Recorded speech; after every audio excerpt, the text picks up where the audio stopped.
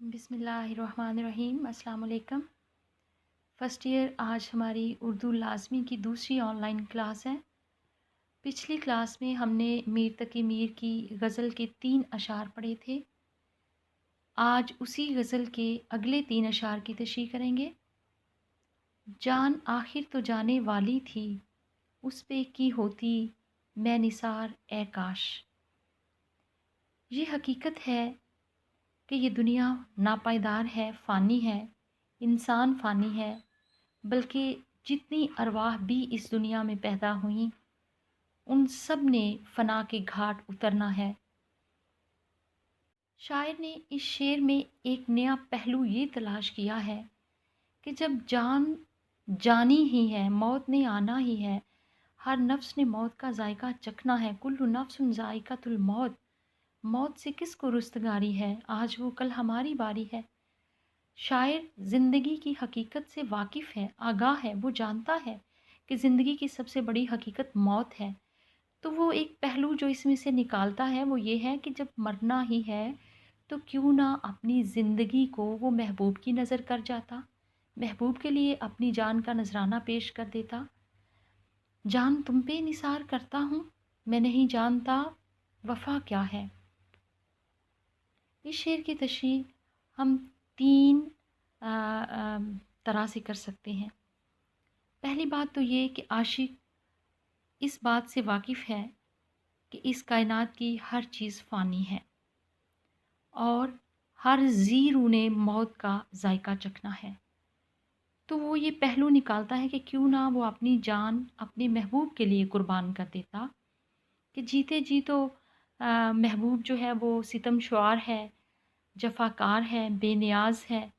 तो जब मैं उसके लिए अपनी जान का नजराना पेश कर देता तो उसको इस बात का यकीन हो जाता कि वाक़यातन ये शख्स मुझसे सच्ची मोहब्बत करता था। हमारे पास क्या है जो करें फ़िदा तुझ पर, मगर ये ज़िंदगी मुस्तार रखते हैं। दूसरा इसका मफ़हूम ये भी अख़ज़ किया जा सकता है कि हर शख्स की ज़िंदगी का कोई ना कोई मकसद होता है, कोई ना कोई मतमा नज़र होता है। मुल्क व मिल्लत की खिदमत के लिए, वतन की सरबुलंदी के लिए, आज़ादी जैसे अज़ीम मकासद के हुसूल के लिए दी जाने वाली कुर्बानियाँ अमर हो जाती हैं। तो शायर कहता है कि मरना तो है ही, हर एक ने मरना है। अपनी मुअय्यना मुद्दत के बाद हर एक ने मौत का जायका चखना है। तो क्यों ना अपनी ज़िंदगी में ऐसे मकासद सेट किए जाएं और फिर उनके हुसूल के लिए अपनी जान का नजराना पेश कर दिया जाए, ताकि इंसान इस दुनिया से चले जाने के बाद भी अमर हो जाए। तीसरा इस शेर का जो मफ़हूम है वो ये है कि ये कायनात आर्ज़ी है, फ़ानी है, नापायदार है और हर इंसान ने मौत का जायका चखना है। तो क्यों ना अपनी ज़िंदगी को अल्लाह की रज़ा के लिए कुर्बान कर दिया जाए। जब ये ज़िंदगी है ही मुस्तार और हर इंसान ने अपनी मुकर्ररा मुद्दत के बाद अल्लाह के पास जाना है, तो कितना अच्छा हो कि हम अपनी इस ज़िंदगी को ज़ाय ना करें, दुनिया की रंगीनियों में ना खो जाएं, दुनिया की लज्जतों के पीछे ना भागें, दौलत इकट्ठी करने में मसरूफ़ ना रहें, बल्कि अपनी ज़िंदगी को अल्लाह के साथ वाबस्ता कर दें, उसकी राह में वक़्फ़ कर दें, उससे लौ लगा लें और अपने मकसद तख्लीक से आगाही हासिल कर लें। तीनों तरह से आप इस शेर की तशरीह कर सकते हैं और इश्क़ हकीकी के हवाले से भी कि आपने अल्लाह की रज़ा के लिए, उसकी खुशनुदी के लिए, मुशिय्यत एज़दी के लिए जो फ़राइज़ अल्लाह ने अपने नाइब इंसान के ज़िम्मे लगाए हैं, उनकी तकमील के लिए जहद मुसलसल करनी चाहिए, तग-ओ-दो करनी चाहिए, ताकि इंसान अपने अल्लाह की राह में अपनी जान का नजराना पेश करके शहादत के मनसब पर फ़ाइज़ हो सके। जान दी हुई उसी की थी, हक तो ये है कि हक अदा ना हुआ। फ़नी नुक्ता नज़र से ये शेर सादा, आसान, रवां और पुरअसर है। इसमें फसाहत व बलागत अपने उरूज पर है और फिर ये है कि इसमें सहले मुमतना की बेहतरीन मिसाल पेश की गई है। सहले मुमतना क्या है?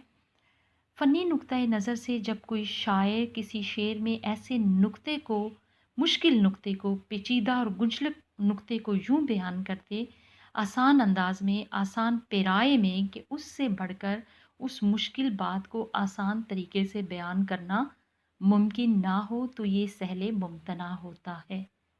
मुश्किल बात को आसान लफ्ज़ों में बयान करना। अगला शेर है, इसमें राहे सुहन निकलती थी, शेर होता तेरा शियार ए काश।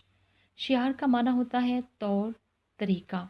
राहे सुहन यानी बातचीत करने का रास्ता, गुफ्तगू का रास्ता इसमें निकल सकता था। अब इस शेर का पस मंज़र क्या है? हर आशिक की दिल की यह ख्वाहिश होती है कि वो अपने महबूब से मिले। आशिक हमेशा महबूब से बातचीत करने के बहाने तराशता है।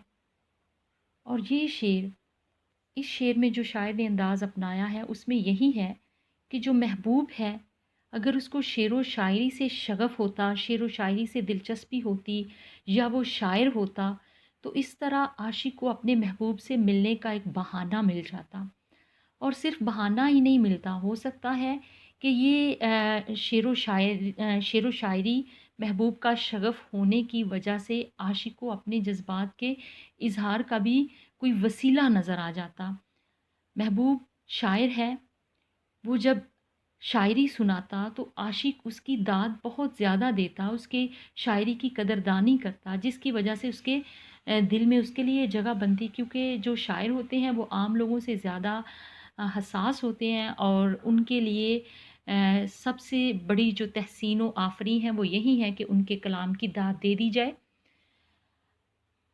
दूसरा इससे जो पहलू निकलता है वो ये है कि महबूब अगर शायर नहीं है या शेरी ज़ौक़ नहीं रखता, तो कम अज़ कम शेर फ़हमी की सलाहियत रखता होता, कि शेरों की ज़ुबान को समझता होता। तो इस तरह आशिक या शायर जब अपने जज़्बात और एहसासात का इज़हार करता, तो वो उसको समझ सकता। हो सकता है कि आशिक ने अपने दिल की बात, अपनी दिली कैफ़ियत को अपने महबूब के सामने बयान करने की कोशिश की हो, या उसे बताने की हर मुमकिना कोशिश कर चुका हो, और उसमें उसे कामयाबी हासिल ना हुई हो, तो उसने एक ये पहलू, ये सूरत निकालने की कोशिश की कि अगर उसका महबूब जो है वो सुख़न शनास होता, तो उसे हम कलाम होने का मौका मिल जाता, वो अपने हाले दिल को उसके सामने बयान कर सकता, अपने दिल की बात उससे कह सकता।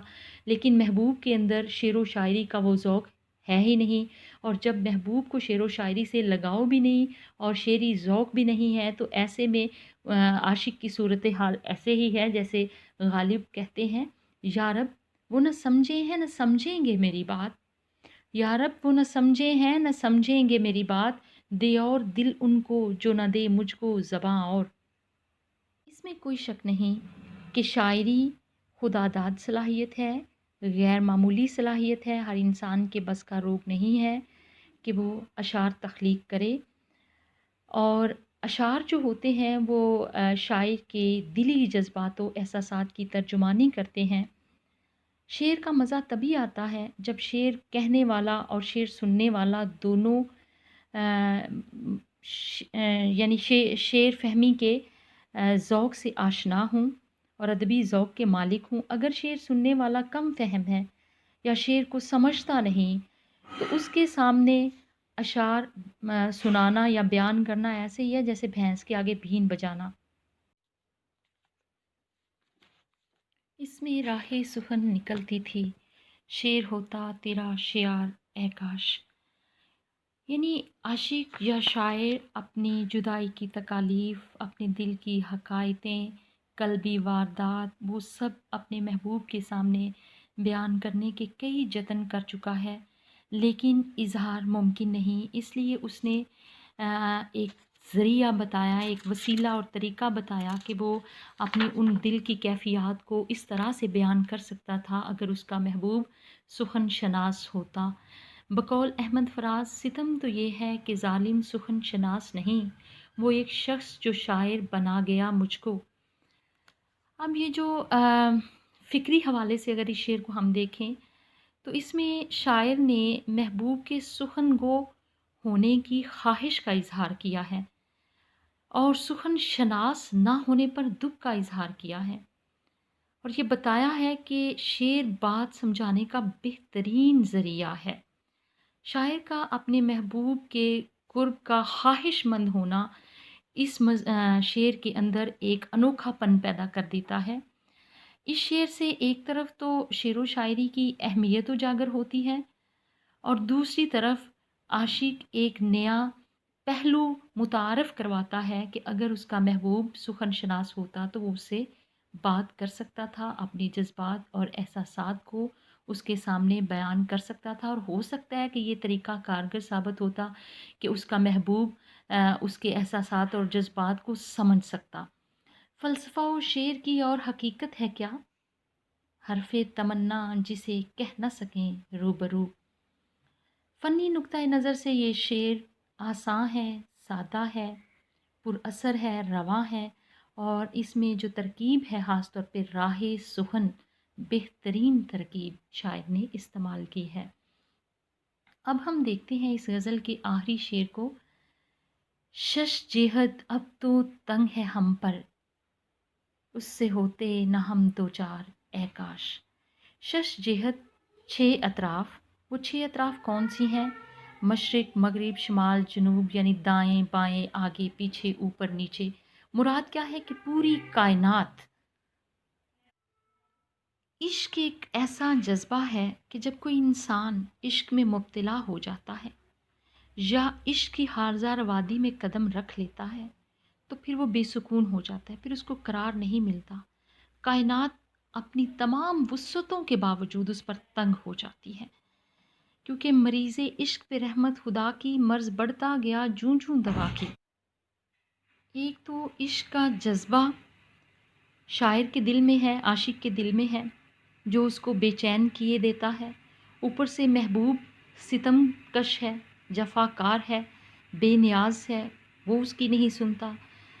फिर जो आशिक होता है, दुनिया भी उसको मुँह नहीं लगाती, उससे मुँह मोड़ लेती है। बदनामी, रुसवाई उसके गले का तोक बन जाता है और मुआशरे में उसको मुलामतों और रुसवाइयों का निशाना बनना पड़ता है।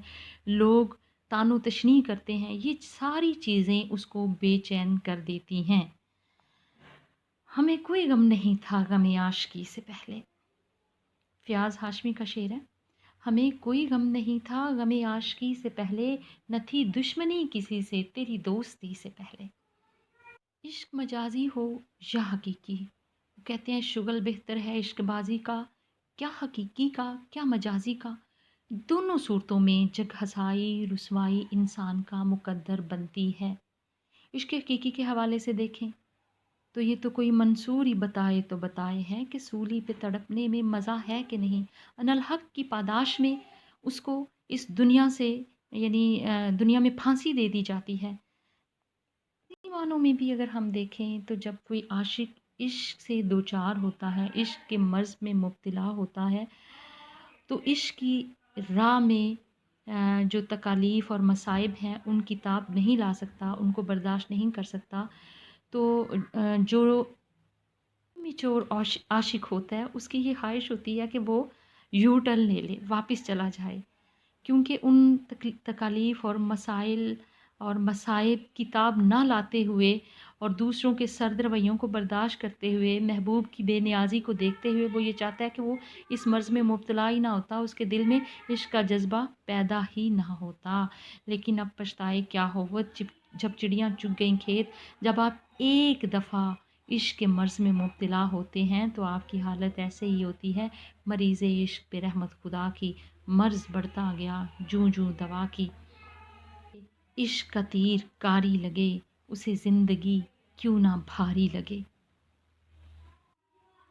इस शेर में भी शायर को महबूब से मिलने, उससे इश्क में मुब्तला होने पर उसको अफ़सोस है क्योंकि इस इश्क के सबब उसका सुख, चैन, राहत, आराम सब कुछ ख़त्म हो गया। दुनिया उस पर तंग हो गई। बेचैनी और बेकरारी की इंतहा ये है कि शायर ने शश जेहद जैसी तरकीब इस्तेमाल की और शश जेहद फ़ारसी तरकीब है। जिसका मतलब ये है कि 4 सू उस पर तंग हो चुके हैं, और ये सब किस वजह से है? महबूब से इश्क में मुब्तला होने की वजह से है। मीर ने अपनी ज़ाती ज़िंदगी में भी इश्क का तजर्बा किया, और इस तरह से हम कह सकते हैं कि मीर की ज़ाहिर है ज़िंदगी इश्क के अलावा और भी मसाइल थे उनकी ज़िंदगी में। अपनों की बेतनाई थी, सौतेले बहन भाइयों का और मामों का बुरा सलूक था, फिर ऊपर से इश्क में भी नाकाम हो गए। तो ये सारी चीज़ें उनको रंजूर बना देती हैं, और ऐसे ही वो कहते हैं कि कायनात में उनके लिए कोई गोशा अमन है ही नहीं, कोई जाए पनाह है ही नहीं। और अगर कोई गोशा अमन और जाए पनाह किसी आशिक के लिए हो सकता है तो वो कूचाए जाना है, जहाँ उसको सुकून महसूस होता है। और कूचाए जाना तक रसाई जुए शीर लाने के बराबर है, बहुत बड़ा काम है। वो उसके लिए मुमकिन नहीं, क्योंकि जब भी वो महबूब के कूचे में जाने की कोशिश करता है तो महबूब उसको धुतकार देता है, महबूब उसको अपने कूचे में आते हुए देखना पसंद नहीं करता। और एक आशिक है कि उसके नज़दीक कूचाए जाना बिल्कुल ऐसे ही है। मकाम फैज़ कुइरा में जचा ही नहीं, जो कुएँ यार से निकले तो सुए दार चले। हर आशिक का एक अपना इश्क में तजर्बा होता है और मुनफरिद होता है। कुछ उशाक ऐसे होते हैं कि इश्क की अज़ियतें, मुसीबतें, मलामत और बलाएँ सब कुछ उनको लज़्ज़त देती हैं, और उनको महबूब की राह में उन सख्तियों, सोबतों और परेशानियों में लुत्फ़ आता है। वो कहते हैं कि इशरत पाराए दिल, लज़्ज़त रेशे जिगर, ज़ख्म तमन्ना खाना, गर्के नमकदां होना। और कुछ ऐसे उशाक हैं कि जो इश्क की वादी में कदम रखते ही इब्तिदाए इश्क है क्या, इब्तिदाए इश्क है रोता है क्या, आगे आगे देखिए होता है क्या।